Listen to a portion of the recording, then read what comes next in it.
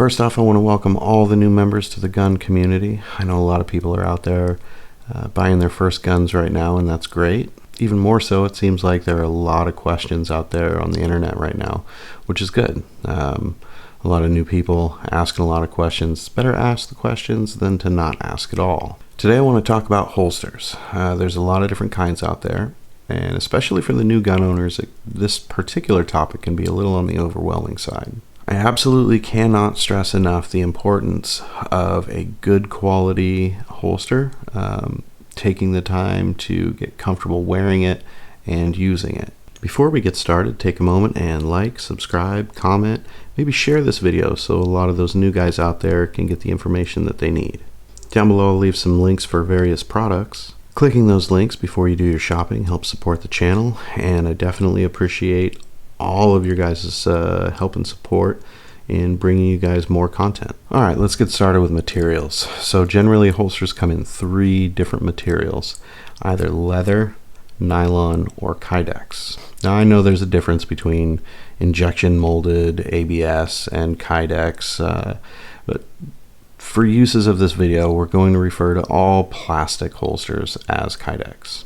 After all, it is somewhat a beginner type video. Nylon holsters are cheap both in price and quality, and aside from maybe airsoft pistols, they pretty much belong in the garbage.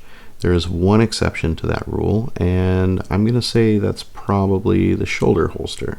Right here I have an Uncle Mike's shoulder holster, and you know, it's not bad, but it's also not great. This was the first holster I got when I was 21 and got my first pistol, and it's served me pretty well over the years. You'll find that nylon holsters tend to be the cheapest things out there on the market, and for the most part, when it comes to the guns that they fit, generally they are one size fits most. So in that aspect, nylon does have a certain advantage. Just about every pistol that I own will actually fit in this Uncle Mike's holster, and I do use the word fit very loosely because of the fact that these types of holsters are made to fit a wide variety of guns.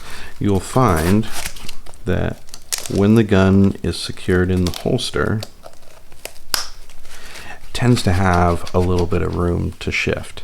It's kind of the downfall to a nylon holster, but like I said, you pick up one holster, it's going to fit God knows how many guns.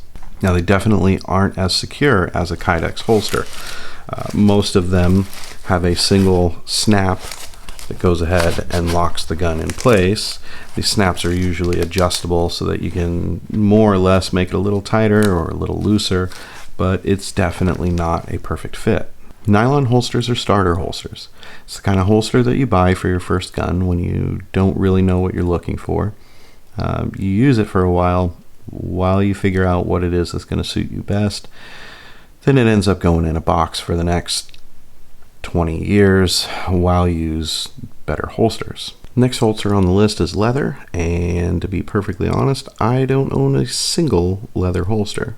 I've owned several in the past. The one thing that I don't like is that with the inside the waistband holsters, generally when you draw your pistol out, because it's leather, they tend to collapse, and then actually putting your pistol back into your holster is nearly impossible. As far as comfort goes, you'll find that leather is hands down the most comfortable thing to wear as far as holsters. The downside to that is that they are incredibly expensive, which I understand. They're not the easiest things to make. There's a lot of time that goes into it, a lot of materials, so it makes sense to me. Of course, there are hybrid holsters where you have one layer of leather that's up against your skin, and then your gun, and then Kydex over the top. Those aren't too terribly bad. They're not the most expensive. They are pretty comfortable.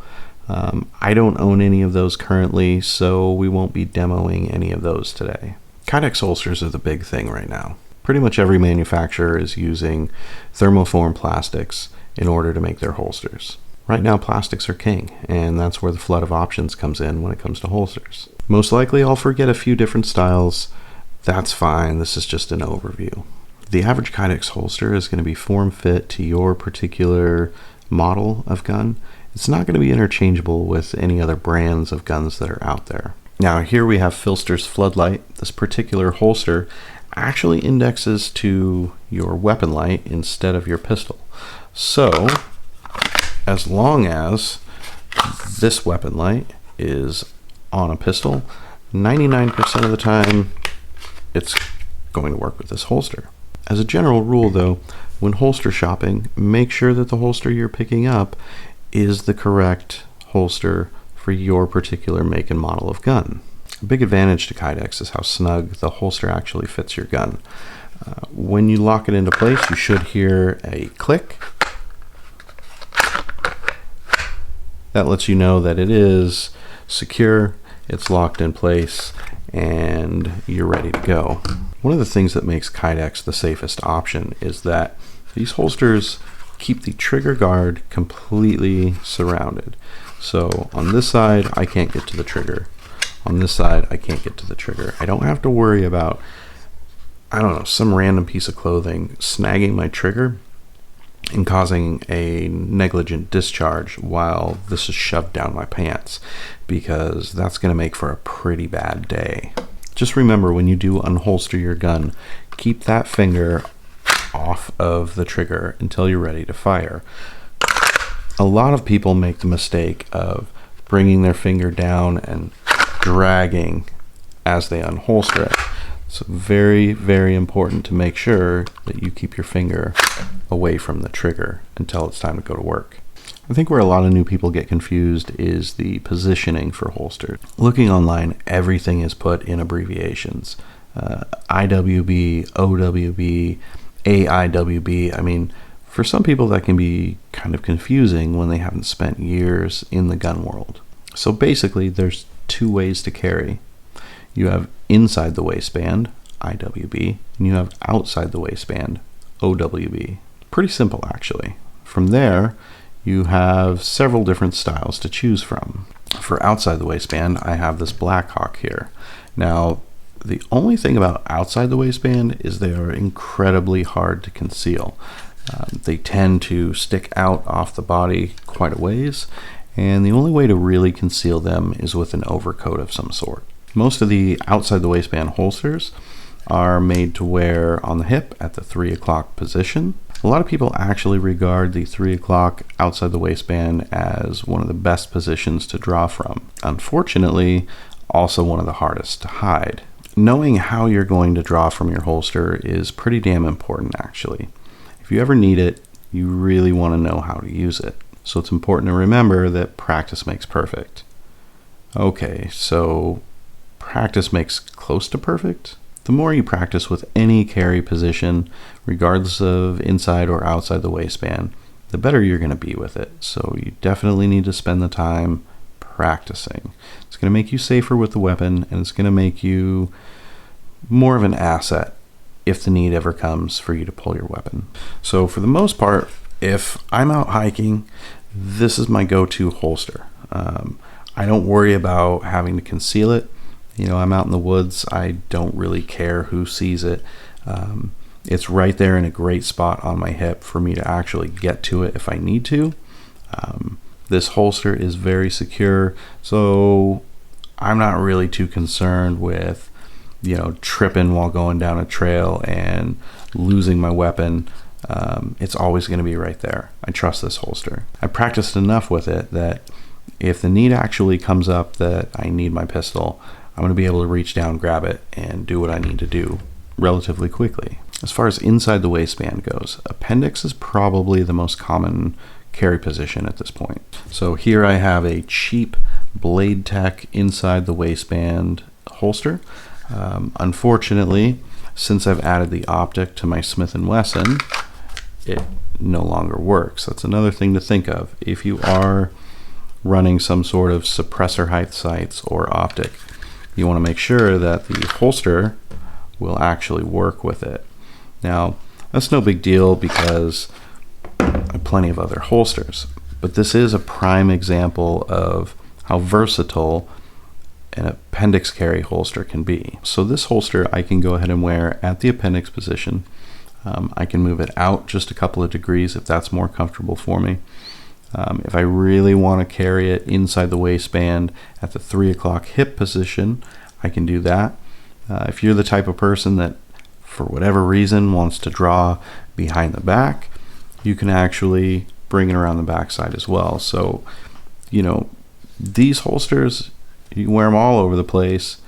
I guess if you were a little on the crazy side and wanted to wear it on your opposite and cross draw, you probably could, but I wouldn't recommend it. Not at least without, thousands of hours of practice, but that's up to you. This one I've gotten a lot of miles out of. This is Spider Concealment's appendix rig. I really like this one. It sits at the appendix position and also gives me a slot for a spare mag as well. This particular style is really popular right now. Pretty much every holster maker that's out there is making an appendix rig style. As far as spider concealment goes, the value in these is sky high. I think they've got coupon codes so that you can get this holster at like $40. Most of the competitors are charging 3 times that cost. And to be perfectly honest, the build quality on this is pretty damn good. Definitely worth 3 times what you pay for it. Now, different body types are going to have to take different considerations in when choosing a holster. There are considerations like mobility issues. Maybe you had an injury in the shoulder and drawing from the back just isn't working for you. Who knows? But these are the kind of things that you really have to think of when you're looking at potential carry positions. Is it going to be comfortable? Are you going to be able to smoothly and efficiently draw from that position? It's really hard to give people advice on which holster is going to work best for them because there's so many variables involved. I really just want you to know that you got to take the time and think about it. I think the best advice I can give anybody, especially somebody that's new to concealed carry, is practice. If you don't feel comfortable carrying a loaded firearm, there's a good chance it's because of one of 2 reasons. Number 1, you aren't confident in your equipment, or it's number 2, that you aren't confident in yourself. Both of these issues are really easily fixed by training. Right now, with stay-at-home orders being issued all over the country, it's literally the perfect time for that. It's a massive responsibility owning and carrying a firearm. So it's up to you and me and everybody that owns one to put the time into training so that we can be as safe as humanly possible with it. When local gun ranges open back up, spend that money. Take a concealed carry course. They really are worth every penny. In the next video, I think we're going to go over some practice that we can all do at home that'll help us get more comfortable with concealed carrying, make us a little bit more efficient with things like drawing, changing mags, as well as reinforce some of the safe use habits, all from the comfort of our self-imposed, state-imposed quarantine at home. Thanks for watching.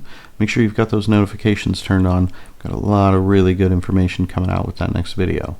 You don't want to miss it.